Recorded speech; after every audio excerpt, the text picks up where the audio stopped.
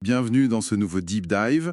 Aujourd'hui, on aborde un sujet universel, mais souvent délicat, le deuil après la perte d'un proche. La question c'est, comment savoir si ce qu'on traverse relève d'un processus normal ou si la souffrance devient pathologique? Oui, c'est exactement ça. Et pour nous guider, on s'appuie sur une source solide. Le référentiel de psychiatrie et addictologie pour l'ECNI, c'est une référence pour les futurs médecins. D'accord. Notre mission donc, c'est de décortiquer ce texte pour comprendre les étapes d'un deuil normal, savoir repérer les signes qui doivent alerter, et puis voir un peu les bases de l'accompagnement. Très clair. Alors, ce deuil dit normal, comment la source le définit? C'est juste être triste. Non, c'est plus complexe que ça. Le référentiel le décrit comme une réaction, attendue, oui, mais très colorée par notre culture, notre société. C'est pas une maladie, hein, c'est important, hein.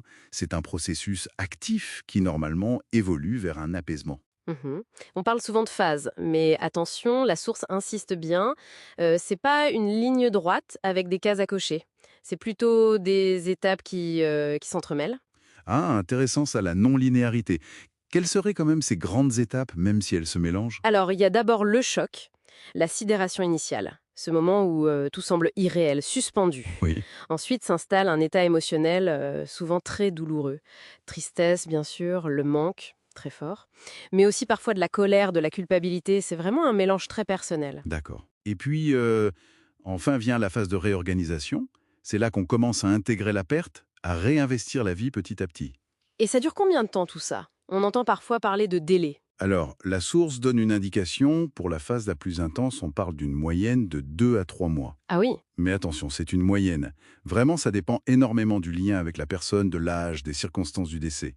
Le référentiel met vraiment en garde contre l'idée d'une durée normale trop stricte. Ok, donc pas de règle absolue. Mais justement, que se passe-t-il si ça n'évolue pas vers cet apaisement, si ça coince? C'est là le basculement. C'est ça. La plupart des gens finissent par s'adapter avec le temps, le soutien, mais parfois, oui, ça coince. Et la source met en avant deux problèmes principaux, ce qu'on appelle le deuil complexe persistant, et puis l'apparition d'un vrai trouble psychiatrique à côté. D'accord. Commençons par ce deuil complexe persistant. C'est quoi exactement? En gros, c'est un blocage. Le processus normal de réorganisation ne se fait pas. Le DSM-5, qui est une classification psy de référence, Mhm. le définit par des symptômes bien précis qui durent, qui persistent plus de 12 mois après le décès, ou 6 mois si c'est un enfant, et qui surtout entravent vraiment la vie de la personne au quotidien.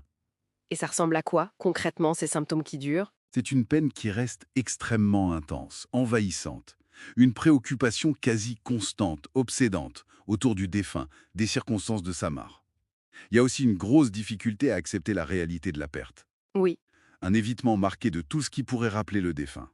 Et parfois, une détresse plus profonde, un sentiment de vide, de rupture avec soi-même, une perte de sens, voire l'envie de rejoindre la personne disparue. C'est lourd. Et la source identifie des facteurs de risque pour ce type de deuil? Oui, et c'est important. Une mort soudaine, violente, un suicide, bien sûr. La perte d'un enfant ou d'un conjoint, c'est souvent plus difficile. L'âge de la personne en deuil, si elle est jeune. Des antécédents psy, un faible soutien social. D'accord. Et un point intéressant que soulève la source, l'absence de rituel funéraire peut aussi être un facteur de risque. Ah oui, c'est à noter. Et l'autre complication possible, c'est donc un trouble psy qui apparaît. Exactement. Et le plus courant, c'est l'épisode dépressif caractérisé, ce qu'on appelle l'EDC. Le piège, c'est de ne pas le confondre avec la grande tristesse du deuil normal. Oui, c'est là que ça devient sûrement compliqué à distinguer, non? La souffrance est là dans les deux cas. Mais comment on fait la part des choses, d'après la source? Elle donne des pistes assez claires. Dans le deuil normal, l'émotion centrale, c'est le manque, le vide. La douleur vient par vagues, souvent liées aux souvenirs. Mais, et c'est crucial, on peut encore avoir des moments de répit, parfois même rire, ressentir un peu de joie. L'estime de soi, en général, elle tient bon. Dans les décès, c'est différent. C'est une humeur dépressive qui est là presque tout le temps. Une douleur morale intense, constante. Et surtout ce qu'on appelle l'anédonie. L'incapacité à ressentir du plaisir, même pour des choses qu'on aimait avant. Ah oui, ça c'est un marqueur fort. Tout à fait. Et les pensées sont différentes aussi. Dans les décès, on a beaucoup de ruminations négatives sur soi, sur l'avenir, un sentiment de dévalorisation, l'estime de soi est vraiment touchée. Alors que dans le deuil, les pensées tournent plus autour des souvenirs du défunt. Et pour les idées suicidaires, parce qu'on peut en avoir dans les deux situations, non? Oui, mais la source apporte une nuance importante. Dans le deuil, L'idée peut être formulée comme une envie de rejoindre l'autre, D'accord. multipliée par 50 chez les hommes la première semaine. C'est énorme. Ça montre à quel point il faut être vigilant et évaluer ce risque systématiquement. C'est un chiffre impressionnant. Et d'autres troubles peuvent aussi apparaître, hein.